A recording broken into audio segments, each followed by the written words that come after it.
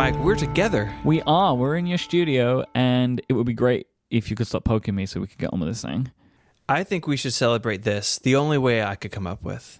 Let's talk about lakes that erupt into a deadly cloud of poisoned carbon dioxide. That sounds about right. A limnic eruption, also referred to as a lake overturn, which does sound far less dangerous. A lake overturn is like, the lake's going away, we're changing it with a new lake. Yeah. It's a rare type of natural disaster in which dissolved carbon dioxide suddenly erupts from deep lake waters, forming a gas cloud that can suffocate wildlife, livestock, and people. That sounds lovely. Scientists believe earthquakes, volcanic activity, or explosions can be a trigger for such phenomenon, which are considered separate disasters from their actual original cause. Lakes in which such activity occurs may be known as exploding lakes. Some features of these lakes include CO2 saturated incoming water, a cool lake bottom indicating an absence of direct volcanic interaction with lake waters, an upper and lower thermal layer with differing CO2 saturations, and proximity to areas of volcanoes. For a limnic eruption to occur, the lake must be nearly saturated with gas, usually CO2 or methane. These gases may originate from volcanic gas emitted from under the lake or from decomposition of organic material. Huge amounts of these gases can be dissolved into deep lake water, where it's often cooler. A small rise in water temperature can lead to the release of a large amount of gas. Then, once the lake is saturated with CO2, it becomes extremely unstable. A trigger of any kind is all that is needed to set off an eruption of gas, which is a great sentence. It's pretty good. Lake tsunamis can follow, causing even more damage and claiming even more lives. To date, this phenomenon has only been observed twice. The first was in Cameroon at Lake Monoun in 1984. On August 15th of that year, several people reported hearing a loud noise followed by a gas cloud reportedly forming from a crater in the eastern part of the lake. Then, over the next few hours, 38 people died. The victims were said to have skin burns, which reports later clarified as skin damage, such as discoloration. Survivors reported that the whitish, smoke-like cloud smelled bitter and acidic.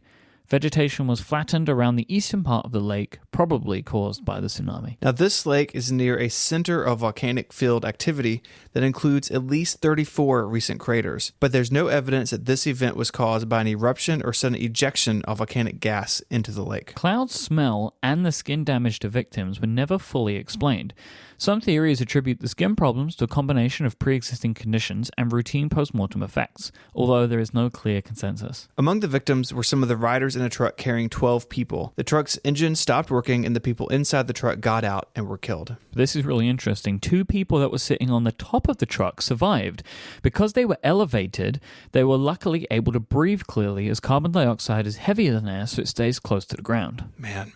Lucky, right? I know. In 2003, a venting pipe was inserted into the lake in an effort to prevent the disaster from reoccurring. Initially, a pump was needed to pull water from the bottom, but as carbon dioxide began to vent, it created buoyancy in the water and in the pipes, allowing the pump to be turned off. A study in September 2005 by George Kling and other researchers at the University of Michigan found that gas was not being removed from the lake quickly enough to ensure that this disaster wouldn't happen again. Kling recommended the lowering of the existing pipe and the addition of a new one in order to release even more carbon dioxide.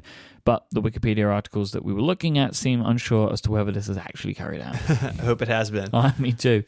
All right, let's take a break. Today's episode is brought to you by Mack Weldon. They make the most comfortable underwear, socks, shirts, undershirts, hoodies, and sweatpants that you're ever going to wear.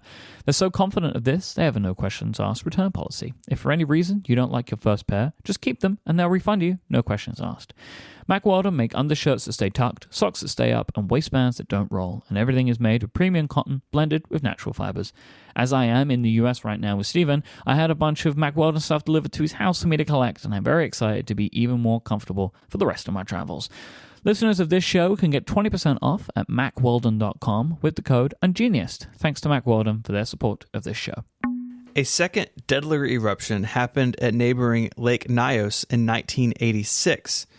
This time releasing 80 million cubic meters of CO2, killing around 1,700 people, 3,500 livestock, again, by asphyxiation. There's just no oxygen to breathe. This huge cloud of gas climbed above the lake and into nearby valleys, displacing all of the breathable air.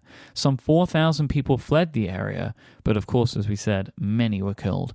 Those who weren't suffocated were left with respiratory problems and other ailments. It's unknown what happened to cause this eruption. Most geologists suspect a landslide, but some believe that a small volcanic eruption may have occurred on the bed of the lake. A third possibility is that cool rainwater falling on one side of the lake triggered the overturn. Others still believe that there was a small earthquake that caused this, but as witnesses did not report feeling any tremors on the morning of disaster, this hypothesis seems unlikely.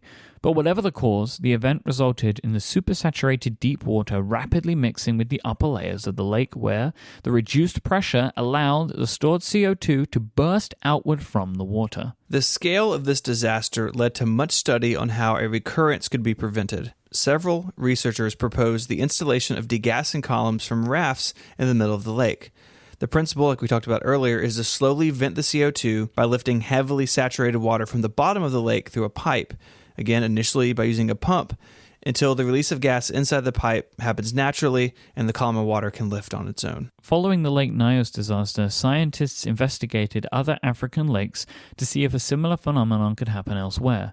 Lake Kivu in the Democratic Republic of Congo is around 2,000 times larger than Lake Nyos. It was also found to be supersaturated, and geologists found evidence that outgassing events around this lake happened about every 1,000 years. This lake outgasses methane and carbon dioxide thanks to its interaction with the volcano in the area. Scientists hypothesize the sufficient volcanic interaction with the lake's bottom water, which has high gas concentrations, would heat the water, force the methane out of it, spark a methane explosion, and trigger nearby simultaneous release of carbon dioxide. This sounds real bad. It is real bad. That methane is valuable, though. Oh, good. In 2011, Contour Global, a US-based energy company focused on emerging markets, secured project financing to initiate a large-scale methane extraction project, and this started in 2016. However, there is no venting in place for this lake due to its size. The clock may be ticking for our friends living nearby. This is nuts. Yeah, I don't like this one. It sounds I don't want to go near any lakes. Yeah. There's no lakes for me. This is going to be in the back of my mind anytime I'm near a lake. Well, I think as long as there isn't a volcano nearby, we're probably good. True. We're light of volcanoes in this part of the country, so I think you're safe. Woohoo! So thank you to Todd for sending this in. This is one of those, I had no idea this was a thing, and now I do, and now I feel even more uneasy. So thanks, Todd. If you want to find links this week, you can do so on our website, relay.fm/ungenius/31. You get in touch with us there. You can send us an email. You can find us on Twitter. Mike is at IMYKE. You can find me there as ISMH. And this is August. It's Relay birthday month. So we are doing our membership drive. Lots of our shows are doing extra episodes. You can sign up at relay.fm/membership. Select the show that is your favorite, which is definitely this show, right? Most definitely this show. And you get a bunch of goodies. So relay.fm/membership. Check that out. And until our next lake explosion, Mike, say goodbye. Bye. Adios.